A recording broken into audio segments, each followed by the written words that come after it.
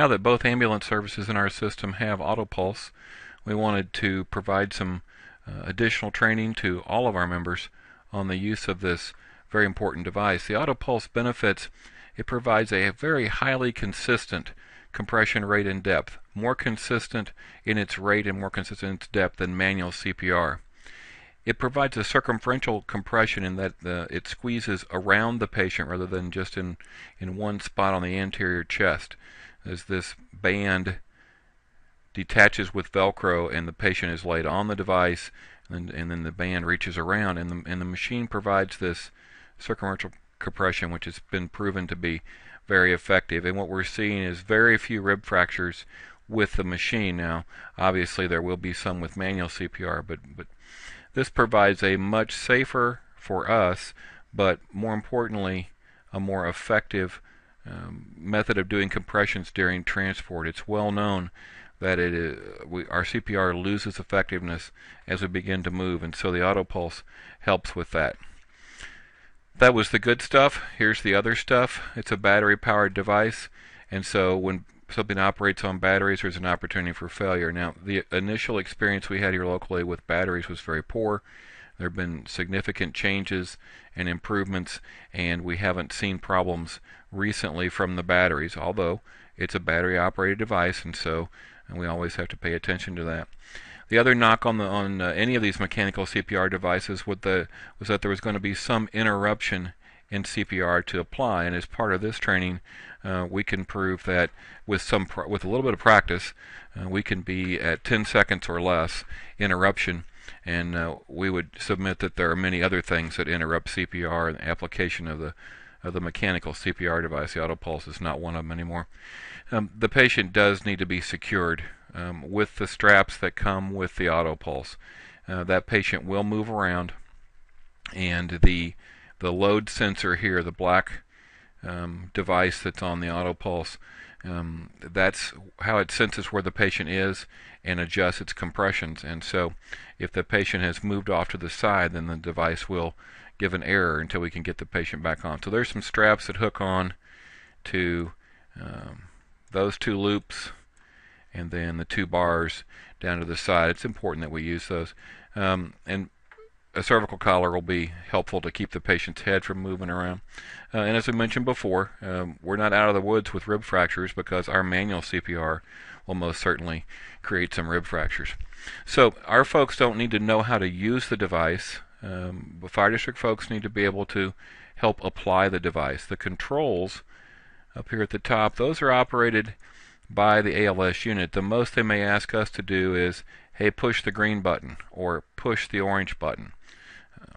Here's the strap hooks that I talked about before, and it does matter which way the patient goes on there, so there's a marking for where the head should go, and that's kind of the anatomy of the AutoPulse.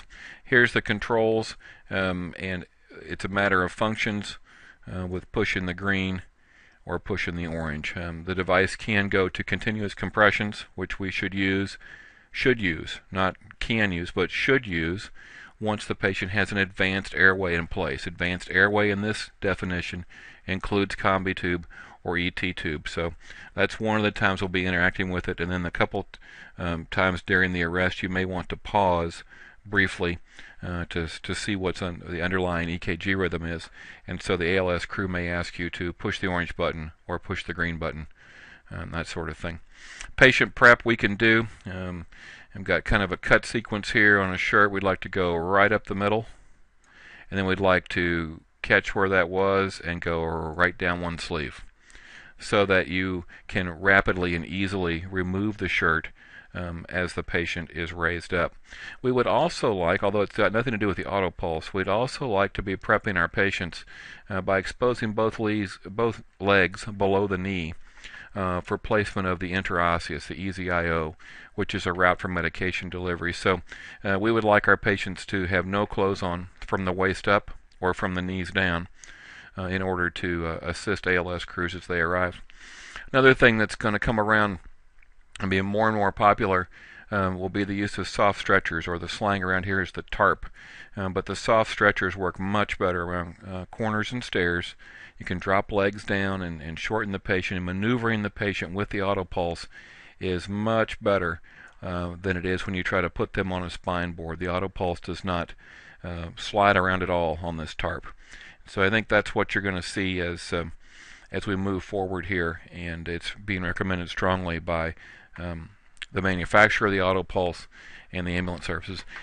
So we made a little training prop out of a CPR board, and we'll be bringing that around as best we can with EMS training and some borrowed devices as well to give our folks a chance to be oriented to this device, to the very few things that we need to be able to do. The majority of it is rapid placement, and that involves setting the patient up. Log rolling the patient is no longer our best method when we're using AutoPulse. We need to set the patient up and have their clothes removed quickly and get them back down. And we have a video that shows about that.